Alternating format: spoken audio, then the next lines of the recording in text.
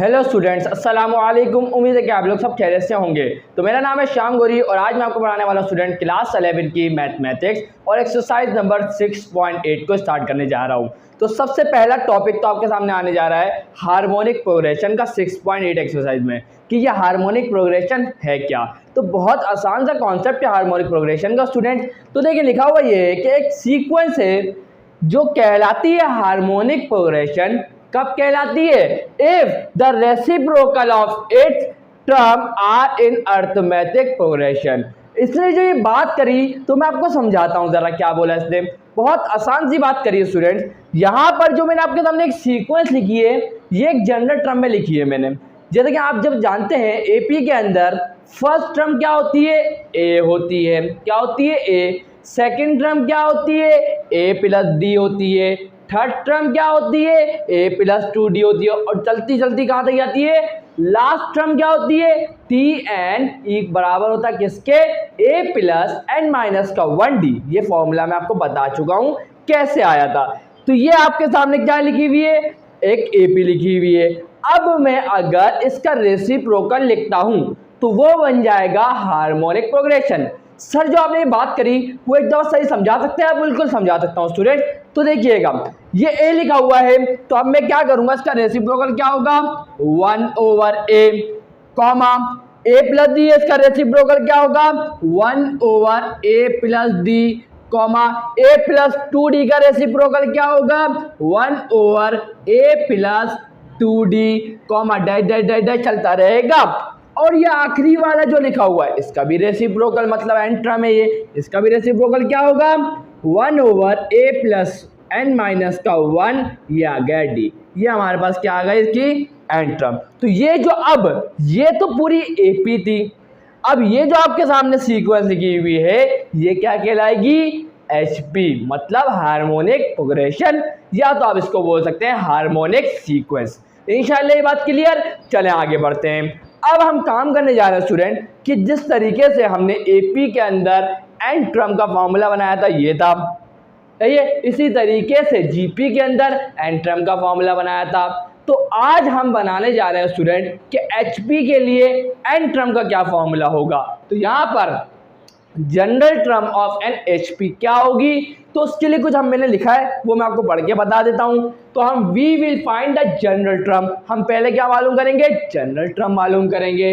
When जब the first two terms of an HP is A and B.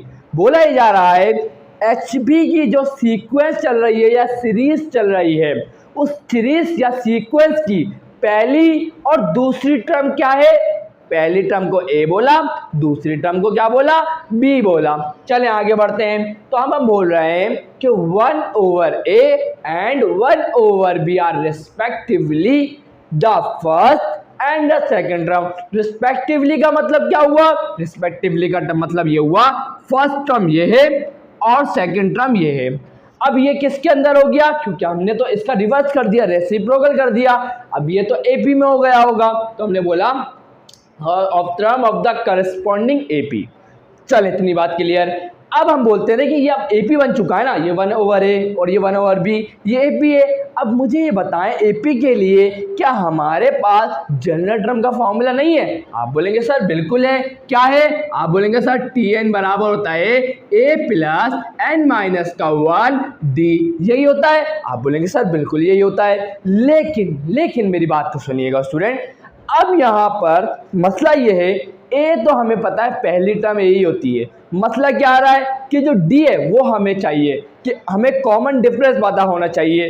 तो common difference कैसे निकालेंगे?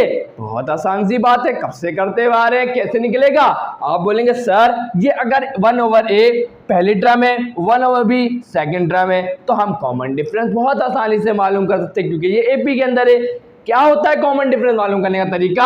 Second term में से फर्स्ट टर्म को माइनस कर दें। बिल्कुल यही होता है ना? आप बोलेंगे सर बिल्कुल यही होता है। सेकंड टर्म क्या है? 1/b। फर्स्ट टर्म क्या है? 1/a। लिख देता हूं, कोई मुश्किल वाली बात नहीं है। तो T2 क्या है? 1/b। ये आ गया 1/b माइनस T1 क्या है 1/a, ये आ गया 1/a। अब इसका एलसीएम ले लेंगे। क्या होगा एलसीएम लेने का तरीका? बहुत आसान है। क्या होगा, ये a जाके इस 1 से मल्टीप्लाई होगा, ये b जाके इस 1 से मल्टीप्लाई होगा और ये दोनों आपस में होंगे। बहुत आसान सी बात है। तो a बंदा a हो जाएगा माइनस b बंदा ये हो जाएगा b divided by a multiply by b क्या हो जाएगा ए बी हो जाएगा। तो ये हमारे सामने आ गया कॉमन डिफरेंस। अब यहाँ जो ये d नजर आ रहा है वहां पर हम क्या पुट कर देंगे, ये जो हमने कॉमन डिफरेंस निकाला है तो पुट कर दूं, बिल्कुल कर देता हूं। तो tn हमारे पास क्या आ जाएगा a प्लस n माइनस का 1 d की जगह क्या आ जाएगा a माइनस का b divided by a b। कोई मसले वाली बात इंशाल्लाह नहीं होगी। चलें अब क्या करें, तो भाई देखिएगा स्टूडेंट्स, अब यहाँ एलसीएम हम ले सकते हैं। क्या कर सकते हैं, एलसीएम ले सकते हैं, लेकिन ज़रूरत नहीं है। तो मैं क्या करता हूँ, यहाँ ले लेता हूँ, चलें ले लेता हूँ, क्या ज़रूरत तो है। एलसीएम कैसे लूँगा, ये ए बी जाके इससे मल्टीप्लाई होगा तो ये हो जाएगा ए स्क्वायर बी प्लस का एन माइनस का 1 और ये आ जाएगा ए माइनस का बी और डिवाइड में क्या आ जाएगा ए बी। इंशाल्लाह ये बात क्लियर हो चुकी है आप लोगों को, कोई मसले वाली बात। ओ सॉरी, एक और गलती मैंने की है स्टूडेंट्स, तो वो मैं आपको बता दूं। देखिए आप सब जानते हैं इस बात को, मैं आपको बता रहा हूँ, समझिएगा मैंने गलती क्या की है वो मैं आपको बता देता हूँ। बहुत देखिए, ये एपीएम है कि नहीं है, ये 1/a एपी की फर्स्ट टर्म, ये 1/b एपी में है लेकिन सेकंड टर्म। अब यहाँ पर फर्स्ट टर्म ए तो नहीं है ना, ए है क्या, आप बोलेंगे सर नहीं है, ये तो 1/a है। तो इसका मतलब जो ए होता है इसके अंदर वो तो फर्स्ट टर्म होता है। क्या फर्स्ट टर्म यहाँ ए है, नहीं 1/a है। तो इस क्या करूँगा, इस ए की जगह 1/a लिखूंगा। तो यहाँ क्या लिखूंगा, एक गलती है मुझसे, मैं सही कर देता हूँ उसको, कोई मसले वाली बात नहीं है। देखें क्या लिखूंगा यहाँ पर 1/a। चलें अब एलसीएम ले लेता हूं, बहुत आसान सी बात है। देखिए दोनों के डिनोमिनेटर में ए तो है लेकिन कमी किसकी है, बी की है। तो क्या करूंगा, ऊपर भी बी से मल्टीप्लाई करूंगा, नीचे भी बी से मल्टीप्लाई करूंगा। तो यहां सुने आगे क्या होगा, अब यहां पर दोनों के डिनोमिनेटर में क्या आ जाएगा ए बी लिख दूंगा और बी बंदा ये हो जाएगा बी, उसके बाद आ गया प्लस, बचा क्या एन माइनस का 1 और बचा क्या ए माइनस का बी। सही है। अब ये जो हमारे पास एन टर्म का फॉर्मूला जो आया स्टूडेंट, ये तो एपी के लिए है, किसके लिए, एपी के लिए, लेकिन हमें तो एन टर्म का फॉर्मूला किसके लिए चाहिए, एचपी के लिए चाहिए। तो हम क्या करेंगे, इसको रिवर्स कर देंगे, क्योंकि हमें पता है अब जब हम एपी का रेसिप्रोकल करते हैं तो हमें एचपी मिल जाता है। तो ये एन टर्म का फॉर्मूला एपी के लिए है, अब हमें मालूम करना है किसके लिए, एचपी के लिए। तो हम इसको रिवर्स कर देंगे। तो टीएन का फॉर्मूला एचपी के लिए क्या होगा, ये ए बी ऊपर आ जाएगा और ये b प्लस एन माइनस का 1 और ये आ जाएगा a माइनस का b। तो ये जो अब हमारे पास एन टर्म का फॉर्मूला आया किसके लिए है, फॉर HP हार्मोनिक प्रोग्रेशन, या तो आप इसको बोल सकते हैं हार्मोनिक सीक्वेंस।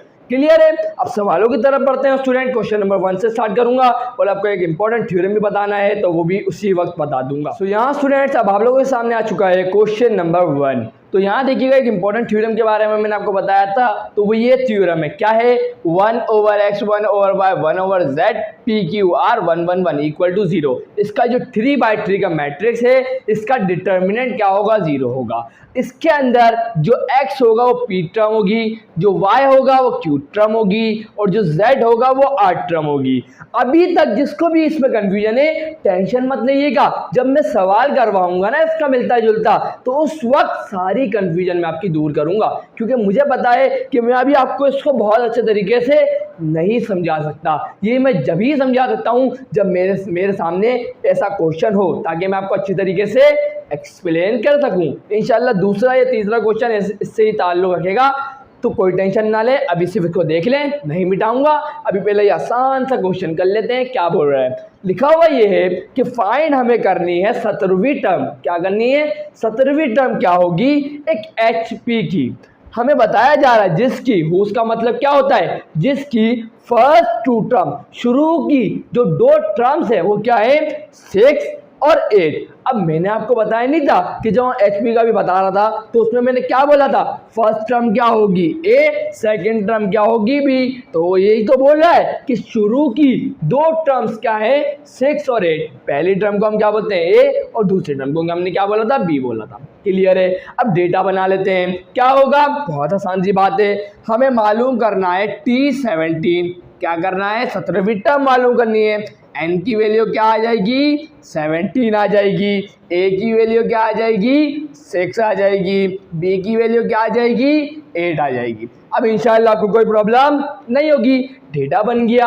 अब फॉर्मूला याद होना चाहिए, अभी बताया था क्या था, Tn का फॉर्मूला HP के लिए क्या होता है A B divided by B plus N minus का 1 और ए माइनस का बी। इंशाल्लाह ये बात क्लियर हो चुकी है। चलें, अब एन की वैल्यू क्या है 17 है, ए की वैल्यू क्या है 6 है और बी की वैल्यू क्या है 8 है। उसके बाद बी की वैल्यू क्या है 8 है, एन की वैल्यू क्या है 17 है और ए की वैल्यू क्या है 6 है और बी की वैल्यू क्या है 8 है।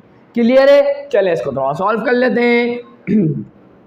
8 6 क्या होगा, ये हमारे पास आ जाएगा 8 6 48, ये आ गया 8 प्लस 17 माइनस 1 क्या होगा 16 हो जाएगा, ये आ गया 16 मल्टीप्लाई बाय 6 माइनस 8 क्या होगा माइनस का 2 होगा। चले आगे बढ़ते हैं।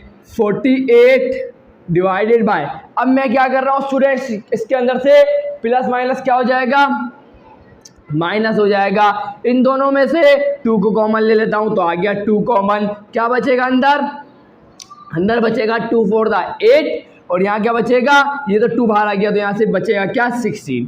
ये मैंने लिया कॉमन। अगर किसी को भी ये बात समझने में मुश्किल हो रही है टेंशन ना ले, कैलकुलेटर है आप कर सकते हैं इसको। वैसे बहुत आसान कैलकुलेशन है, ये कॉमन लेके कर रहा हूँ मैं, अपनी आसानी के लिए कर रहा हूँ ये। क्लियर है। तो 2 1 2, 2 2 4 और 2 4 8, तो ये बचा क्या 24। तो यहाँ मैं क्या लिखूंगा 24 डिवाइडेड बाय 4 माइनस का 16 क्या होगा माइनस का 12 क्या होगा माइनस का 12, 12 1 12, 12 2 24। तो हमारे पास क्या आ जाएगा एन टर्म क्या मतलब 17वीं टर्म क्या आ जाएगी माइनस का 2, किसकी HP की। तो ये हमारे पास आ गया इसका आंसर। इंशाल्लाह आपको कोई मुश्किल नहीं लगी होगी, बहुत आसान सा क्वेश्चन था।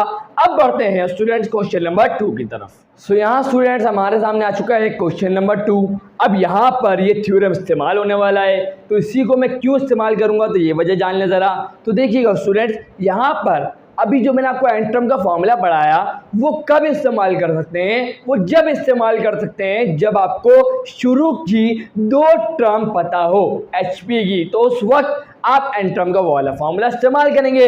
लेकिन यहाँ तो वो बोल रहा है कि जो 12वीं टर्म है HP की वो क्या है 1/5। मैं इसको डेटा में भी लिख देता हूँ, क्या लिखूंगा जो 12th टर्म है, मतलब कैसे लिखूंगा T12 क्या है हमारे पास 1/5 है। और आगे क्या बोल रहा है और द 19 टर्म मतलब T19 जो हमारे पास है वो क्या है 3/22। तो हमें बताओ कि T4 क्या होगा, ये हमसे बोला है 4 टर्म क्या होगी। ये तो हमने बना लिया।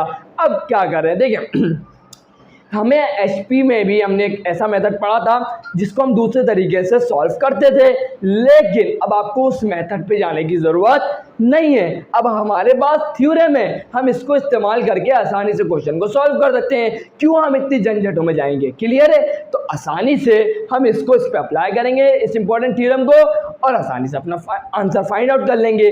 अब अप्लाई करने का तरीका समझ लें क्या है। देखिए, अगर आप इस थ्योरम के ऊपर गौर करें तो आपको क्या नज़र आ रहा है, आपको नज़र ये आ रहा है कि ये x क्या है, यहाँ तो x नहीं है, ये y क्या है, यहाँ तो y नहीं है, ये z क्या है, यहाँ तो z नज़र नहीं आ रहा, ये p क्या है, q क्या है, r क्या है। इसका मतलब ये हुआ, सबसे पहले हमें ये लिखना पड़ेगा कि p q r क्या है, x y z क्या है। तो याद रखिएगा p टर्म क्या होती है x, q टर्म क्या होती है y और r टर्म क्या होती है z। तो मैं यहाँ लिखूंगा कि P टर्म क्या होती है, P टर्म को कैसे लिखूंगा TP क्या होगी x होगी और TQ क्या होगा y होगा और टी आर क्या होगा, जेड होगा। मैं क्या बोल रहा हूँ फिर सुनिएगा मेरी बात को। पी टर्म क्या होगी एक्स, क्यू टर्म क्या होगी वाई और आर टर्म क्या होगी जेड। लिख दिया मैंने, क्लियर है। चले अब यहाँ देखिएगा ये टी बी बराबर किसके आ रहा है 1/5 के, तो ये हमारा क्या होगा, जो पी है हमारा वो क्या हो जाएगा 12। तो मैं यहाँ लिखूंगा क्या, पी जो होगा वो क्या होगा 12 होगा। हेयर करके लिखेंगे, हेयर पी क्या होगा 12। उसके बाद Q क्या होगा, आए जरा दिखाता हूँ। Q क्या होगा 19, तो यहाँ लिख देता हूँ Q क्या होगा 19। उसके बाद Z क्या होगा, सॉरी R क्या होगा, आए दिखाऊँ क्या होगा R 4 होगा, तो यहाँ लिख देता हूँ। चलें अब ये तो हो गया। अब एक्स वाई जेड का क्या करें, अभी तो बताया कि जो पी टर्म है वो बराबर होगी एक्स के, तो टी पी। अब देखें हमने इसको पी टर्म बोला है, इसको हमने क्या बोला है पी टर्म, तो वो किसके बराबर है 1/5 के। इसका मतलब तो ये x की वैल्यू हुई, तो मैं यहाँ लिखूंगा क्या, x की वैल्यू क्या आ गई 1/5 और y की वैल्यू क्या होगी, क्योंकि हमने बोला q टर्म और q टर्म को हमने ये बोला है, तो q टर्म किसके बराबर है 3/22। इसका मतलब ये y की वैल्यू है, तो y की वैल्यू क्या होगा 3/22। उसके बाद आ गया z तो हमें मालूम करना है, हमें तो पता ही नहीं है z। बस अब हमारा मसला हल हो चुका है, हमारे पास x भी आ गया, y भी आ गया, r भी आ गया, सॉरी z भी आ गया, p भी आ गया, q भी आ गया, r भी आ गया। अब बस इस थ्योरम को अप्लाई करेंगे और अपने आंसर को हासिल कर लेंगे। सो यहाँ स्टूडेंट्स अब आगे बढ़ते हैं। तो यहाँ मैंने लिख दिया है by using an important theorem. क्या है वो, यही है जो मैं आपको बता चुका हूँ। अब हमें x y z सब कुछ पता है, तो x की जगह इसकी वैल्यू क्या है 1/5 आ गई। x की जगह पर देखिएगा, x की जगह पे क्या गया 1/5, y की वैल्यू क्या है 3/22, तो y की जगह क्या आ गया 3/22। z हमें पता नहीं, मालूम करना है, तो z ही रहेगा। p की जगह क्या आ जाएगा 12 आ गया, q की जगह क्या आ जाएगा 19, ये देखें, और r की जगह क्या आएगा 4, r की जगह क्या आ गया 4। बाकी 1 था वैसे ही रहा। अब ये आपके सामने क्या है 3/3 का मैट्रिक्स है। अब इसका डिटर्मिनेंट निकालना है, तो बहुत आसान सी बात है, लेकिन उससे पहले यहाँ पर ये जो डिवाइड में आ रहा है 5, इसको यहाँ ले जाएंगे 1 से मल्टीप्लाई हो जाएगा, ये भी जाके क्या हो जाएगा 1 से मल्टीप्लाई हो जाएगा। क्लियर है। चलें तो मैं इसको कर देता हूँ, क्या होगा 5 1 से क्या हो जाएगा 5, तो सिर्फ क्या बचेगा 5, और 22 1 से मल्टीप्लाई होगा तो 22 डिवाइडेड बाय 3 आ जाएगा, और यहाँ तो 1/z है तो 1/z ही रहेगा। बाकी क्या है 12 19 और ये आ गया 4। कुछ भी चेंज नहीं कर रहा हूँ स्टूडेंट, सब वही है, सिर्फ मैंने क्या किया जो टर्म एक्स्ट्रा लिखी हुई थी उसको ऊपर कर दिया बस। चलें अब क्या करेंगे, सिंपल 3/3 का मैट्रिक्स को डिटर्मिनेंट को ओपन कर लेंगे। क्या कैसे करेंगे, बहुत आसान सी बात है। सबसे पहले लिखूंगा 5 को, लिख दिया। उसके बाद क्या करूंगा, आए जरा देखिएगा, ये 5 की जो रो है और ये कॉलम है इसको काट दे, तो क्या बचेगा 19 4 1 1। अब ये 2/2 का मैट्रिक्स बनेगा, तो मैं आपको करके दिखाता हूँ पूरा। चलें क्या बचा 19 4 1 1। चले उसके बाद क्या आएगा माइनस आएगा। उसके बाद किसको लूंगा, इसको लूंगा, क्या है 22/3। उसके बाद क्या होगा, देखें अब इसको लिया है तो इसके कॉलम को इसकी रो को छोड़ेंगे, क्या बचेगा 12 4 1 1। तो यहां लिख देता हूं, क्या बचा 12 4 1 1। अब क्या लूंगा, प्लस की वैल्यू लूंगा, किसको, अब लूंगा 1/z को, लिख देता हूं 1/z। अब इसके 3/3 अब क्या बचेगा, तो देखिएगा इसके कॉलम को छोड़ेंगे इसकी रो को छोड़ेंगे, क्या बचेगा 12 19 1 1। तो लिख देता हूं 12 19 1 1। क्लियर है, और इक्वल टू क्या आ जाएगा 0। कोई मुश्किल बात नहीं थी स्टूडेंट्स, आगे बढ़ते हैं। अब क्या होगा 19 1 जा 19 हो जाएगा, माइनस 4 1 जा 4 हो जाएगा। जिस तरीके से 2/2 का डिटर्मिनेंट लेते हैं वैसे ही लिया है मैंने, कोई मुश्किल सी बात नहीं थी। क्या करते हैं, क्रॉस मल्टीप्लिकेशन कर देते हैं। 19 वन जा 19 आ जाएगा, बीच में साइन कौन सा आएगा, माइनस का आएगा, 4 वन जा आ गया 4। आगे बढ़ते हैं, आ गया माइनस का 22/3 और यहाँ पर इसका भी 2/2 का डिटर्मिनेंट को सॉल्व कर लेते हैं। 12 वन जा 12 आ जाएगा, 4 वन जा आ जाएगा 4, उसके बाद क्या है प्लस का 1/z, इसको भी सॉल्व कर लेते हैं। 12 वन जा ये आ गया 12 माइनस का 19 वन जा ये आ गया 19 = 0। अब स्टूडेंट्स ये एक बेसिक कैलकुलेशन है, सही है, मैं कर देता हूँ, उसको टाइम वेस्ट नहीं करता आपका, तो ये मैं आपको करके आगे बताता हूँ क्या करना है। तो यहाँ स्टूडेंट कैलकुलेशन हो गई है, तो देख लीजिएगा मैंने क्या किया। तो देखिए यहाँ पर 19 - 4 करेंगे 15 आ जाएगा, 15 × 5 करेंगे तो 75 आ जाएगा। अब 75 के डिनोमिनेटर में कुछ नहीं है तो 1 होगा, फिर आ गया माइनस, ये आ गया माइनस, 12 में से 4 गया 8 बचे, 22 × 8 क्या होगा 176 और डिनोमिनेटर में क्या है 3, वैसे ही रहा। उसके बाद प्लस, तो देखिएगा 12 में से 19 गए तो ये कितने बचेंगे 7, माइनस का 7 बचेगा, माइनस प्लस क्या हो जाएगा माइनस और 7 आ जाएगा। डिनोमिनेटर में क्या था z और = 0 आ जाएगा। अब यहाँ पर ये माइनस का 7/z है, इक्वल टू दूसरी साइड जाएगा, प्लस का 7/z हो जाएगा। और यहाँ पर हम क्या ले लेंगे एलसीएम ले लेंगे। कैसे लेंगे, ये 3 जाके 75 से मल्टीप्लाई होगा, ये 1 जाके 176 से मल्टीप्लाई होगा और ये दोनों आपस में मल्टीप्लाई हो जाएंगे। तो 75 × 3 क्या हो जाएगा 225 हो जाएगा, माइनस अपनी जगह पर है, 1 × 176 ही रहेगा और डिनोमिनेटर में क्या आ जाएगा 3 × 1 = 3 आ गया। अब क्या करेंगे, तो 225 में से माइनस करेंगे 176 को, क्या आ जाएगा 49 आ जाएगा। ये यहाँ 3 डिवाइड में है, इक्वल टू दूसरा जाएगा 7 वहाँ 7 के बाद चले जाएगा और 7 इधर आ जाएगा, तो यही हुआ। तो 49 / 7 क्या होता है 7 ही होता है, तो ये आ गया 7 और यहाँ ये z डिवाइड में था, इक्वल टू दूसरे साइड आके 7 से मल्टीप्लाई हो गया बिल्कुल, और इक्वल टू दूसरी साइड यहाँ क्या है 3 है। अब हमें तो मालूम करना है z की वैल्यू, अब z को मालूम करना है तो यहाँ 7 मल्टीप्लाई हो रहा है, इक्वल टू दूसरी साइड आके क्या होगा डिवाइड होगा 3 से, तो यहाँ पर z की वैल्यू क्या आ गई 3/7। तो यहाँ पर जाके हमारे पास चौथी टर्म की वैल्यू क्या आई है, hence the fourth term is equal to the 3/7। यहाँ जाके ये क्वेश्चन होता है कंप्लीट स्टूडेंट। इंशाल्लाह सारी बातें क्लियर हो गई, तो मैं एक दफ़ा इस स्टेप को आपको वापस समझा देता हूँ, किसको भी कन्फ्यूजन है ताकि दूर हो जाए। तो सुनिएगा, देखिएगा स्टूडेंट्स, जो डेटा हमने पढ़ा सवाल में से वो हमने लिख दिया कि 12वीं टर्म ये आ गई, 19वीं टर्म ये आ गई और चौथी टर्म में मालूम कर ली थी। तो हमने कंपेयर करवाया अब टर्म्स को इससे। हमने बोला क्योंकि पी टर्म बराबर होता है एक्स के, क्यू टर्म बराबर होता है वाई के और आर टर्म बराबर होता है जेड के, तो मैंने लिख दिया हेयर पी किसके बराबर होगा 12 के, क्यू किसके बराबर होगा 19 के, आर किसके बराबर होगा 4 के, लिख दिया। उसके बाद पी टर्म की वैल्यू क्या थी 1/5। मैंने तो बोला था पी टर्म किसके बराबर होती है एक्स के, तो पी टर्म मैंने इसको बोला तो किसके बराबर आ गया एक्स के, तो ये वाली जो वैल्यू है एक्स की है, ये वाली जो वैल्यू है वाई की है, ये वाली जो वैल्यू है जेड की है। तो मैंने लिख दिया एक्स की वैल्यू ये है, वाई की वैल्यू ये है और जेड की वैल्यू हमें मालूम करनी है। तो ऐसा ही एक और सवाल है वो मैं करवाता हूँ, उसके बाद इस वीडियो को एंड करते हैं। सो यहाँ स्टूडेंट्स आप लोगों के सामने आ चुका है क्वेश्चन नंबर 3। तो देख लेते हैं इसमें क्या लिखा हुआ है। बोला जा रहा है in an HP the 10th term is 35। पहले ये लिखते हैं क्या लिखा हुआ है कि 10वीं टर्म क्या है, मतलब T10 क्या है 35 है, आ गया 35। उसके बाद बोल रहा है द 34th टर्म, मतलब T34 क्या है हमारे सामने 25 है। बोला ये जा रहा है if the last term is 2। इसका मतलब क्या है, लास्ट टर्म को हम क्या बोलते हैं Tn बोलते हैं ना स्टूडेंट्स। तो Tn हमारे पास क्या है 2 है।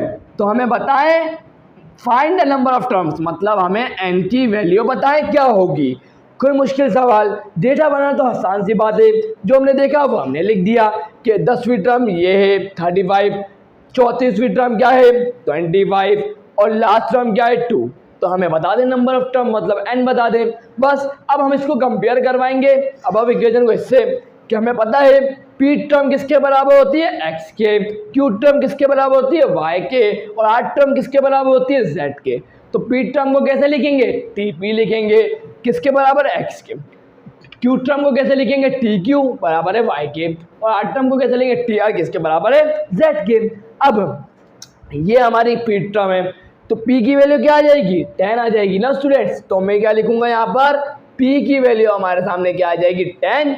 उसके बाद ये आर टर्म मैं इसको बोलता हूँ, तो आर टर्म है तो ये क्या है 34, आर की सॉरी क्यू की वैल्यू क्या आ जाएगी 34। तो यहाँ से मैं क्या लिखूंगा, क्यू किसके बराबर आ जाएगा 34 के, और इसी तरीके से आर किसके बराबर आ जाएगा, ये आर होगा किसके बराबर आ जाएगा, एन के। इस तरीके से पी क्यू आर आ गया। अब मैंने आपको बोला कि अगर मैंने इसको पी टर्म बोला है तो पी टर्म किसके बराबर होता है, एक्स के। तो ये जो 35 है असल में ये एक्स की ही वैल्यू है ना, क्योंकि हम इसके साथ कंपेयर करवा रहे हैं, इसको इसके साथ, इसको इसके साथ और इसको इसके साथ। तो पी टर्म किसके बराबर, एक्स के। तो ये हमारे पास अगर मैंने इसको पी टर्म बोला है तो ये एक्स की वैल्यू क्या होगी 35। तो एक्स की वैल्यू क्या आ जाएगी हमारे सामने 35 आ जाएगी, वाई की वैल्यू क्या आ जाएगी 25 आ जाएगी, और z की वैल्यू क्या आ जाएगी 2 आ जाएगी। क्लियर है। इस तरीके से हमने वैल्यूज को फाइंड कर लिया।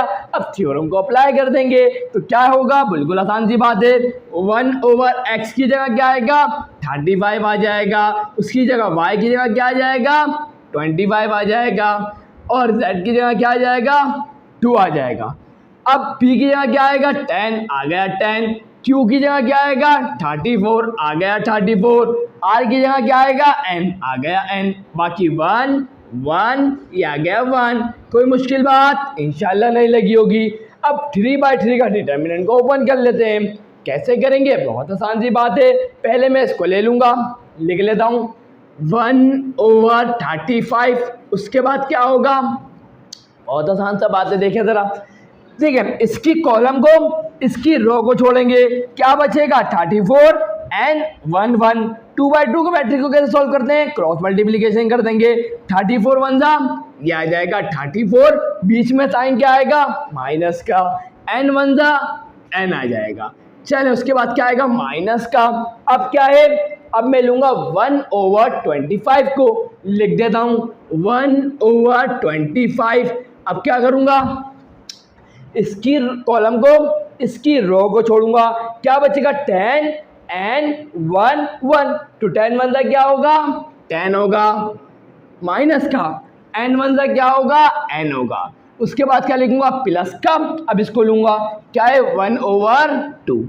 उसके बाद अब क्या होगा, इसकी कॉलम को इसकी रो को छोड़ूंगा, क्या बचेगा 10 34 1 1। 10 1 क्या होगा 10 होगा, माइनस का 34 1 क्या होगा 34 इक्वल टू 0। अब इसकी जो सिंपल कैलकुलेशन हो रही है मैं उसको कर देता हूँ, उसके बाद फिर मैं आपको आगे बताऊंगा क्या करना है। सो यहाँ स्टूडेंट्स आप देखिएगा कि मैंने क्या किया है, कैसे कैलकुलेशन किए, तो समझ लीजिएगा जल्दी से इस बात को। तो देखिएगा यहाँ तक होने के बाद मैंने आपको क्या बोला, अब ध्यान से देखिएगा, ज़रा गौर फरमाइएगा इधर स्टूडेंट्स। तो ये 34 माइनस का n मल्टीप्लाई करवाया 1 से, तो वापस वही चीज़ आ गई। इसी को 10 माइनस का n मल्टीप्लाई 1 क्या होगा 10 माइनस का n, ब्रैकेट मत हटाइएगा, चलें आगे बढ़िएगा। फिर प्लस 10 माइनस का 34 क्या हो जाएगा माइनस का 24, माइनस का 24 प्लस माइनस प्लस क्या होगा माइनस 24 1 जा 24 आ गया। क्लियर इतनी बात। और इसके डिनोमिनेटर में क्या था 12, तो ये आ गया सॉरी 2 था, क्या है 2, और यहाँ भी 2 आ गया। क्लियर है। चलें अब क्या होगा, तो भाई देखिएगा 2 1 जा 2, 2 1 जा 2, 2 2 जा 4, तो ये हमारे पास क्या आ जाएगा माइनस का 12। अब ये माइनस का 12 है, इक्वल टू को दूसरी साइड क्या होगा प्लस का 12 हो जाएगा, हो गया। अब देखिएगा, तो अब इन दोनों के दरमियान मुझे लेना है एलसीएम। क्या लेना है, एलसीएम लेना है। अब मैं क्या करूं, तो देखिएगा अब मैंने यहाँ पर क्या किया कि 35 को मल्टीप्लाई करवाया 5 से और 25 को मल्टीप्लाई करवाया 7 से। ऐसा मैंने क्यों किया, ताकि दोनों का डिनोमिनेटर सेम हो जाए और मेरा एलसीएम कंप्लीट हो जाए। क्लियर है। तो इसी तरीके से जब मैंने यहाँ डिनोमिनेटर में 5 से मल्टीप्लाई करवाया तो मुझे न्यूमिनेटर में भी 5 से मल्टीप्लाई कराना पड़ेगा। इसी तरीके से यहाँ पर डिनोमिनेटर में 7 से मल्टीप्लाई करवाया तो न्यूमिनेटर में भी 7 से मल्टीप्लाई करवाना पड़ेगा। क्लियर है। चलें, तो 35 मल्टीप्लाई 5 क्या हो गया 175, 25 मल्टीप्लाई बाय 7 क्या हो गया 175। अब दोनों का डिनोमिनेटर सेम है, एक दफ़ा लिख दिया। अब इस 5 को मल्टीप्लाई कराया 34 से एक दफ़ा तो ये आ गया 170 माइनस प्लस क्या हो गया माइनस 5 मल्टीप्लाई बाय n क्या होगा 5n हो जाएगा।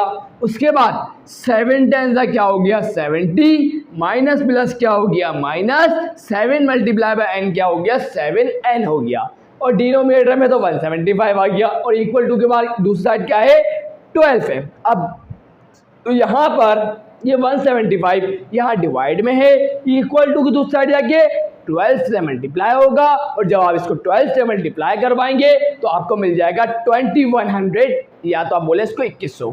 चले अब क्या होगा माइनस प्लस क्या हो गया माइनस माइनस माइनस क्या हो गया प्लस। अब यहाँ देखें 7 में सॉरी 170 में से माइनस करें 70 तो क्या गया 100, 7 में से 5 गए तो आ गया 2। क्लियर है। अब मुझे तो n की वैल्यू मालूम करनी है, ये प्लस का 100 है इक्वल टू दूसरी साइड जाके माइनस का 100 हो गया। और उसके बाद अब मुझे n की वैल्यू मालूम करनी थी, यहाँ 2 यहाँ मल्टीप्लाई हो रहा था n से इक्वल टू दूसरी साइड जाके क्या होगा डिवाइड होगा इस वाली वैल्यू से। तो 2100 में से 100 गए कितने बचे 2000, तो यहाँ 2000 आ गया और ये 2 को डिवाइड करवा दिया तो 2000 को जब आप 2 से डिवाइड करवाएंगे तो आपको मिलेगा 1000। तो इस तरीके से हमारे पास n की वैल्यू आ गई 1000 और यही हमारा आंसर है। सो स्टूडेंट आज की वीडियो में बस इतना ही स्टूडेंट्स। तो वीडियो अच्छी लगी तो लाइक ज़रूर करिएगा, चैनल को सब्सक्राइब करके बेल आइकन पे हिट करके ऑल पे ज़रूर क्लिक करिएगा ताकि मेरे आने वाले वीडियोज़ के नोटिफिकेशन आप लोगों को मिल जाए। तो मिलते हैं नेक्स्ट वीडियो में, तब तक के लिए अल्लाह हाफिज़।